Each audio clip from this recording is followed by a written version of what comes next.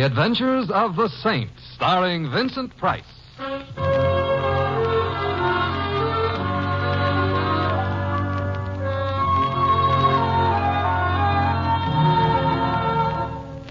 The Saint, based on characters created by Leslie Charteris and known to millions from books, magazines, and motion pictures. The Robin Hood of modern crime now comes transcribed to radio, starring Hollywood's brilliant and talented actor Vincent Price as the Saint.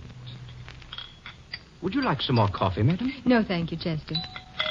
Excuse me, I'll see who's at the door. Coming. Chester? I answered the doorbell, madam. But who is it? No one, madam. That's silly. Someone rang. Someone rang, madam, but you see, there's no one at the door, no one at all. I suppose it could have been children playing pranks. Perhaps so, madam. Then shut the door. Chester. Yes, madam? At your feet on the doorstep. Oh, well, it seems to be a package of some sort. Pick it up. Yes, madam. Don't give it to me. I'm sorry, Chester, but shut the door. Come along. In here. Now, open that package. Yes, madam. Well, haven't you finished yet? In a moment. There. What is it? You have only to look, madam. What is it? Nothing important, madam. Only a red rose. A red rose. Oh.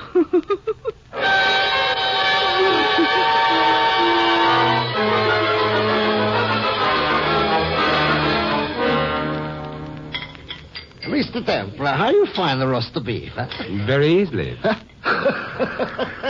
You make the joke. You make the joke. I laugh. I laugh for Mrs. Matucci. She's very happy. Oh, who is Mrs. Martucci? That's my wife. Well, I'm glad I make your wife happy.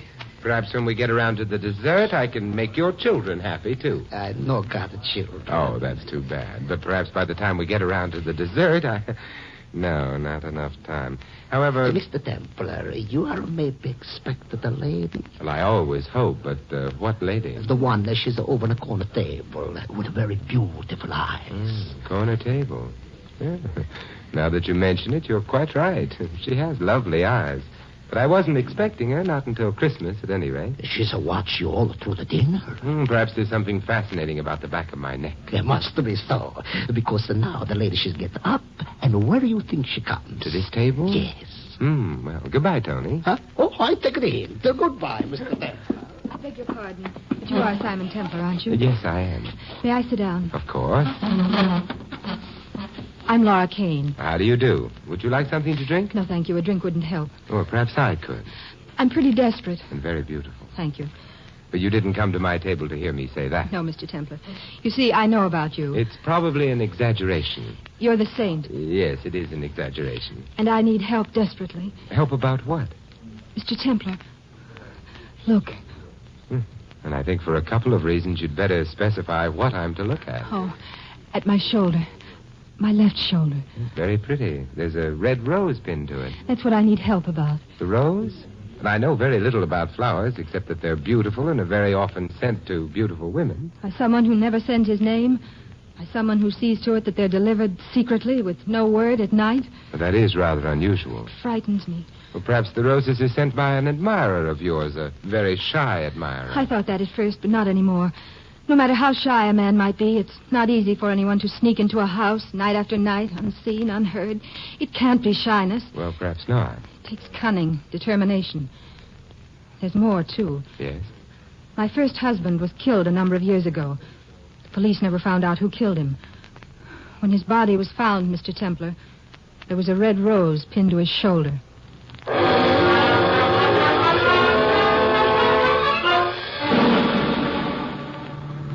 Mr. Templar. Yes?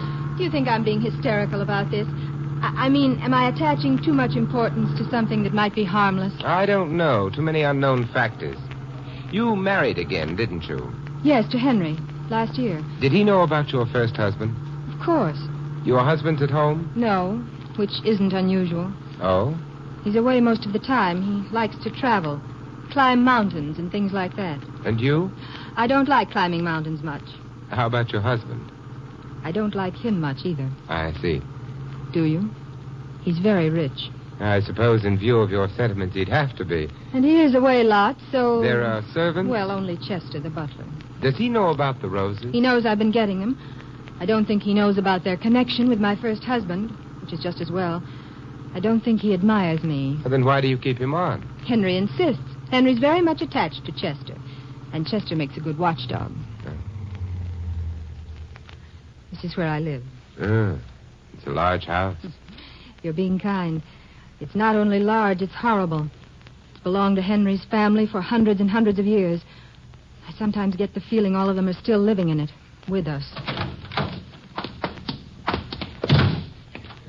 No lights in the house. No, Chester likes to go to bed early. And he's careful about saving Henry's money as well as his reputation. He always goes about turning lights off. It must make the house a very cheery place. Yes, it does. It's cheery as a tomb. You know, I'm afraid to go in. Why not ring? Chester wouldn't like being waked. You asked me to come home with you because you were afraid your unknown admirer, the man who's been sending you the roses, might be waiting for you. Well, I could go in alone and... I'm being silly.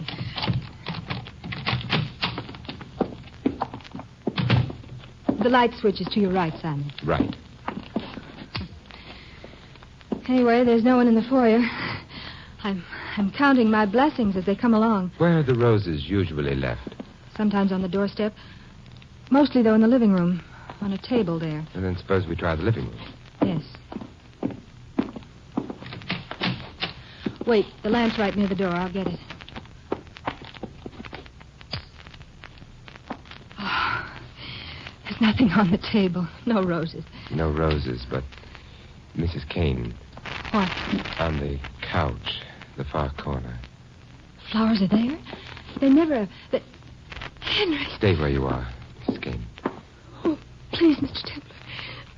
Please tell me he's all right. I'm afraid I can't, Mrs. Kane. Yes. There's a knife buried in his chest. He's dead. Oh, no. Henry! Mr. Templar! Yes, I know, Mrs. Kane. Your husband is holding a red rose.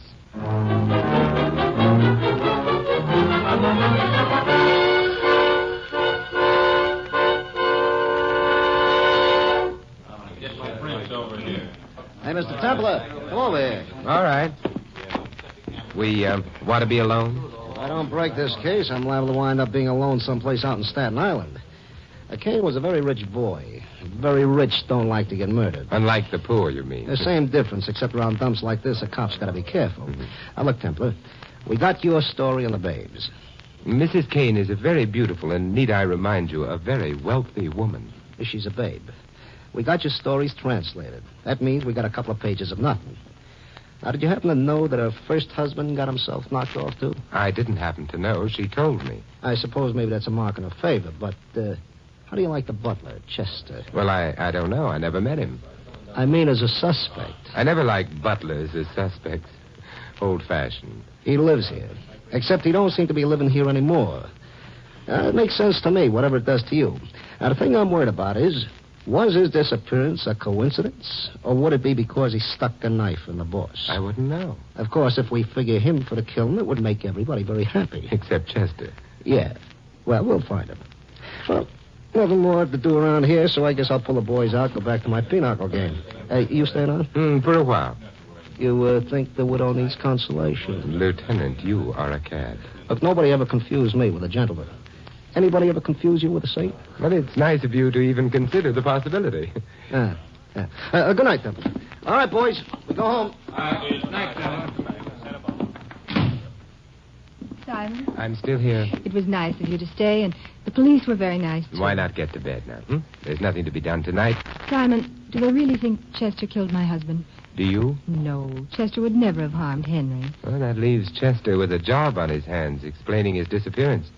But that's his problem. I suppose. I am tired, Simon. Well, I'll go. But, Laura... Yes? I don't think he'll show up. I'm not talking about Chester. He? What do you mean? Well, you've been waiting for someone all evening. Every time the front door opened, even though the police were here, you grew tense, expectant. It was fairly obvious, Laura. You're imagining things. All right.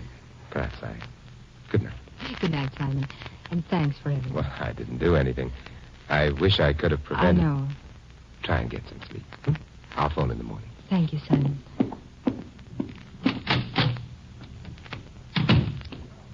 Hi, Mr. Templer. Oh, hello, Joe. Lieutenant left you on guard, huh? Yeah. Me, I'd be happier was I inside. Oh, the weather out here? No, the lady in there. Well, that's life. And practically in the raw, too. Good night. Good night.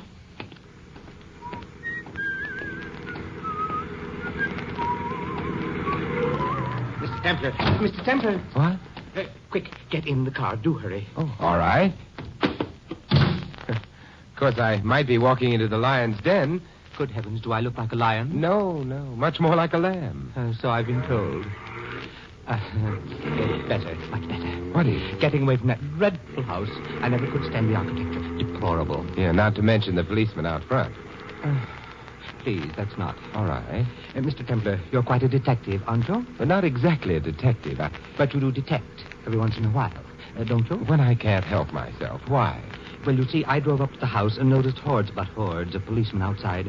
I'd been expecting to drop in on Laura and share a cup of tea with her. Champagne would seem to be more in Laura's line. Well, I don't mind a bit of wine myself, you know. However, I'm dabbling. What I mean to say is, with all those policemen around, I thought it hardly wise to visit, you know. No. Oh, I'm sorry. I've been terribly rude. My name's Gordon Ashenden. My friends call me Gordy. Well, I'll try to resist. But you haven't told me yet. Whatever has happened. Where? At dear Laura's, of course. Well, it's dear Henry's, too, you know. What is? Dear Laura's house. Oh. Well, yes, of course. But why think of nasty things? Because they've become even nastier. What on earth are you trying to say? Dear Henry is dead. Well, it's most distressing, of course, but... Dear Henry is not only dead, he was murdered. Oh, dear. Laura shouldn't have. That is... What makes you think Laura did? I didn't say. I do not think that Laura did anything of the sort. I just remembered a terribly important engagement. You will excuse me, won't you? You can get a cab right at the corner. Oh, yes, of course. Mr. Ashenden. Yes? That engagement you just remembered, What about it? I'd be very careful keeping it. Oh, nonsense. It's a business engagement. Might be the making of me. Perhaps. On the other hand, it might be the death of you.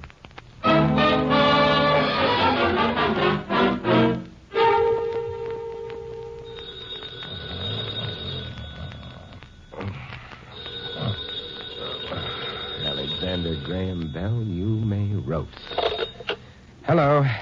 Mr. Templer? Mr. Simon Templer? Are you satisfying a morbid curiosity or addicted to practical jokes? I realize it's very late, sir, but I'm Chester, Mr. Templer. Chester? The butler? Yes, sir. The police, I'm afraid, are more interested in you than I am. I don't dare go to them. Why not? They must think I murdered Mr. Kane. Did you? Of course not, Well, then why didn't you stay at the house? because the murderer was there. The murderer being... I didn't see him. I heard Mr. Kane cry out and then horrible sounds. Then I heard steps coming toward me. So you ran? Yes, sir. Well, why have you called me? Because I knew Mrs. Kane had spoken to you about the roses. How did you know that? Well, she told me she was going to. Tell you, that is. What do you want me to do? Help me. Prove my innocence. Then you'd better come here. Oh, I can't. I'm afraid to leave. Where are you? Mr. Kane had a small hunting lodge. That's where I am. It's on Cressley Road, just across the George Washington Bridge off Highway 12. I don't dare come into the city, Mr. Templer. Well, I see, but... You've got to help me. I don't want to be murdered. All right, then I'll be out there as soon as I can. Thank you, sir. Please hurry. I'd like to be alive when you come.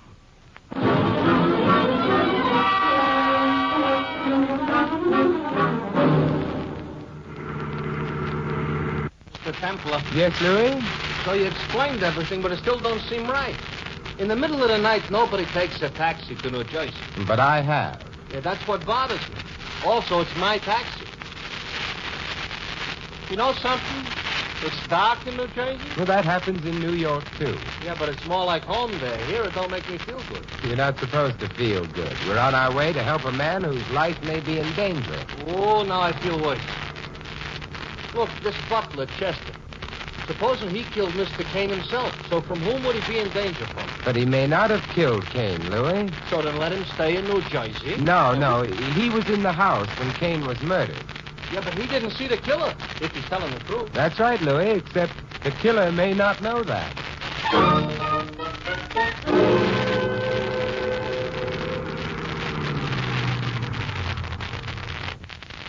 This here is the place. Yes. Cabin set back from the road. Come on, let's go. Oh, I should have brought my elephant gun. If I had an elephant gun. But we're not hunting elephants. It could be a lot safer than what we're doing. Quiet enough. Don't complain, Mr. Temple, please. The sounds you're liable to hear out in this wilderness are not sounds I want to hear. No lights in the cabin, eh? Well, maybe Chester went to Pennsylvania. Hey, Mr. Temple, it's a joke. See, there's a town in Pennsylvania called Chester. Yeah. All right, maybe it wasn't a joke. No, it is, Tim. I'd let you hear my teeth chatter. You gonna knock? Of course.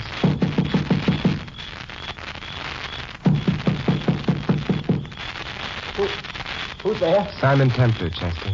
Yeah, and Louis. And Louis. Come in, please, quickly. I haven't dared put the lights on in this room. It faces the road. Will you come with me?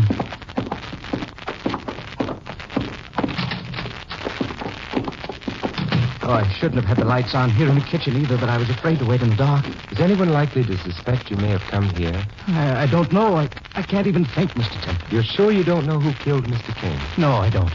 If I did, I could have gone to the police and been safe. This way. Chester, Mr. Kane was very wealthy, wasn't he? Yes, sir. And Mrs. Kane? Well, she was married to Mr. Kane, so... I meant in her own right. I don't think so, sir. Kane wasn't home very much at the time, was he? No, sir. Why? Well, he wasn't really happy in his marriage. He could have divorced his wife. Well, not Mr. Kane, sir. He couldn't have endured the scandal. I see.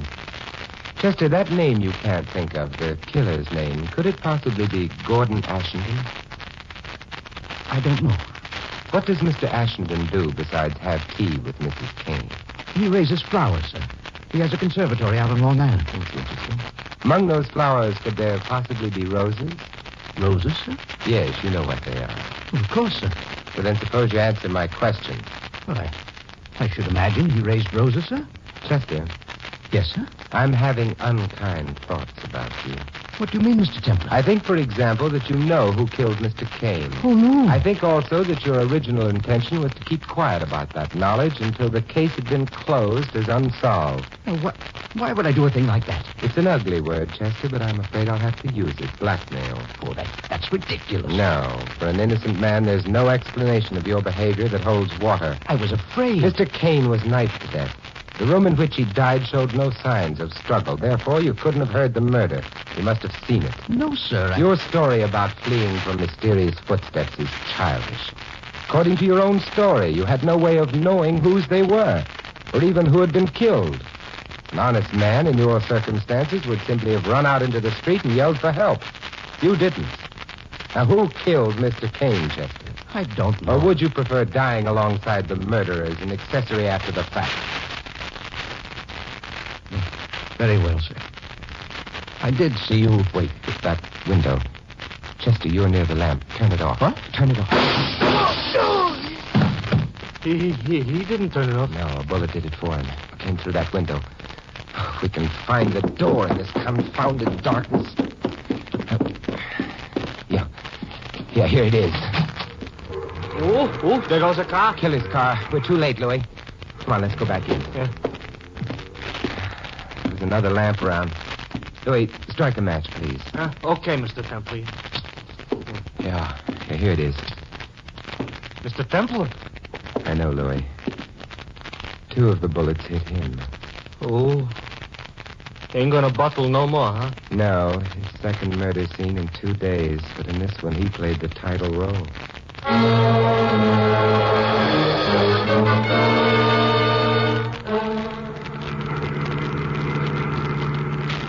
Hey, you know, Mr. Templar, the New Jersey cops wasn't bad. You know, if I'd have shut my eyes, I could almost have imagined there was New York cops. Just goes to show you. To show you what? That crossing a river don't change a cop. I'm taking you home. No, Louis. Mrs. Kane. If you don't mind. I mind. Look, Mr. Templar, maybe she's beautiful. But right now, I could easy spurn even Helen of Troy even. And from what I hear from the boys, she was the all-time tomato. You hear right. How do you know? You was around while she was still on the vine. Louis. Yeah? We're passing Mrs. Kane's house. Oh! Oh, there's a cop outside the house. So there is. Wait for me, Louis. I'll wait. Hey, you! Oh, Mr. Templar. Hello again, Joe. Like to see Mrs. Kane. So would I. I mean, at this hour? Well, does she turn invisible at certain hours? Oh, how do I know she wants to see you? Well, you might try asking her. Okay, you wait here. Why? Well, that way I get to see her, too.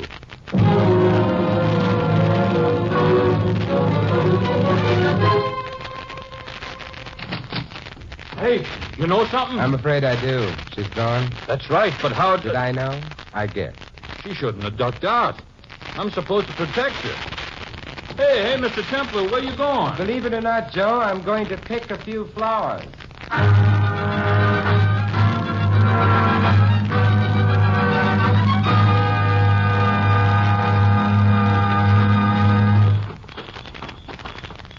That would be the greenhouses over there. Me, I ain't interested in flowers. Over this way, a small house where Gordon lives, I should think. Hey, there's a light on. Yeah.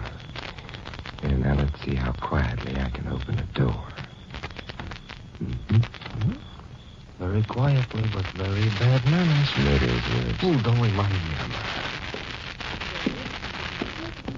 Mr. Templar. Yeah, I know. We can get a bit closer. After all, Laura, you should be at your house. Whatever would the police think if they find out you've been gallivanting around the countryside? What will they think when they find out you've been? I was here all night. No, Gordy, because when I got here, I stopped and touched the hood of your car. It was hot. Well, I've been restless and gone out for a drive. Where to, Gordy? You're the peculiar girl, Laura. What difference does it make where I've been? I haven't just become rich because of the murder. As I have. How true. And not for the first time either. You knew about my first husband? And the roses? I knew, my dear. And you must be planning on... Giving up flower growing and helping you bear the burden of your great wealth? To the idea. I shall perhaps grow very fond of it. Oh, no. Yes. Let go of me. No. This is where we come in, Louis. Good evening. Simon! What the devil do you mean by... By not knocking, intruding, eavesdropping? I'm a cad, and you'll never hear me call you Gordy. Better let go of Laura. All right. You needn't be so heroic about it. As a matter of fact, I'm here merely to give you a message. Really? From whom? Chester. Simon, the police have found him? He's in their hands at the moment. Simon, the police won't treat him badly, will they? Because he didn't kill Henry. He didn't kill Henry, and the police won't treat him badly. You see, he's dead. No. Poor old chap. You lack conviction, Mr. Ashenden. I lack interest. After all, what was Chester to me? More than you realize, perhaps. You see, he was shot to death in front of Louis and me. He had been in the house when Henry Kane was murdered. He knew who the murderer was. I still lack interest. You shouldn't. Before he died, Chester passed that name on to me. He did? He did. Is that why you're waving a gun about? I just want to be sure. Listen, I don't care what Chester said. If he told you I murdered Kane, he was lying. That's it. Lying. Gordon, please, put that gun away. No, Gordon, don't put the gun away. But stop pointing it at me. You might try another direction until the police arrive. Other direction? Whose? Mrs. Kane's, of course. You see, she happens to have killed both her husband and Chester. Simon! Oh, dear. Oh, my. And for heaven's sakes, don't faint till later.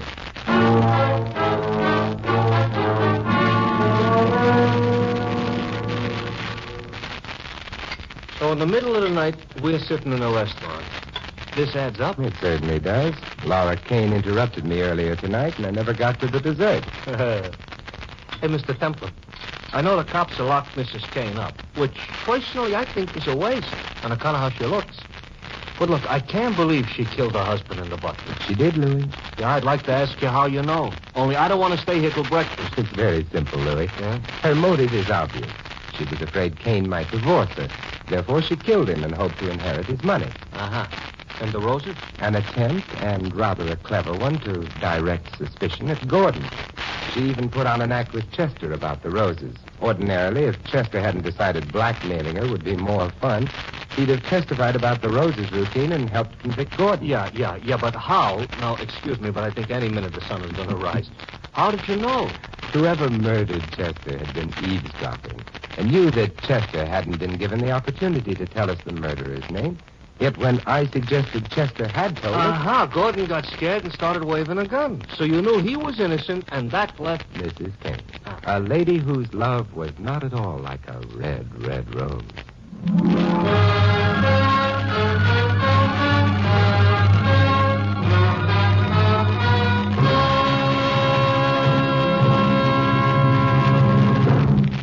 You have been listening to another transcribed adventure of the Saint, the Robin Hood of modern crime. Now, here is our star, Vincent Price. Ladies and gentlemen, all of us who live in the United States are aware of the material values of American life, our factories and machines and luxuries. But there is another side to American life, a side made up of spiritual values. Our country was founded upon faith in God. In the Declaration of Independence, it states that men were endowed by their Creator with certain inalienable rights. Thus, religious faith is part of the very foundation of American democracy, and one of our most precious national heritages is freedom of worship. Without faith, the family and the community become unstable. Without faith, the individual denies himself the peace and guidance of religion. The doors of your churches and synagogues are open to you. The freedom to worship as you please is yours. And so America's religious organizations invite you to find yourself through faith and to come to church this week. This is Vincent Price inviting you to join us again next week at this same time for another exciting adventure of the Saint. Good night.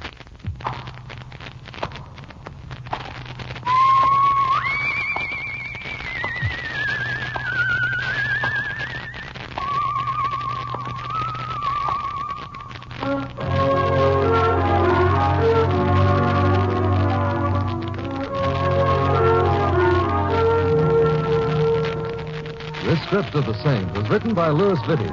In our cast, you heard Larry Dobkin as Louis and Mary Shipp as Laura. Ted Osborne played Gordon, Lou Krugman the waiter. The cop was played by Barney Phillips and Chester Jack Moyle. The Saint, based on characters created by Leslie Charteris, is a James L. Safier production and is directed by Helen Mack. Read Vincent Price's favorite story of the month in the current issue of Front Page Detective. All you Saint fans will be glad to know that the Saint comic books are on sale at all newsstands. Your announcer is Don Stanley.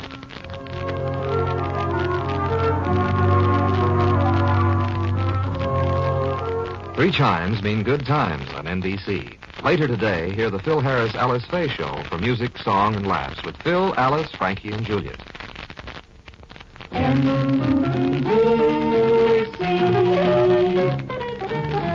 Enjoy the very best in radio. Be sure that you dial it right.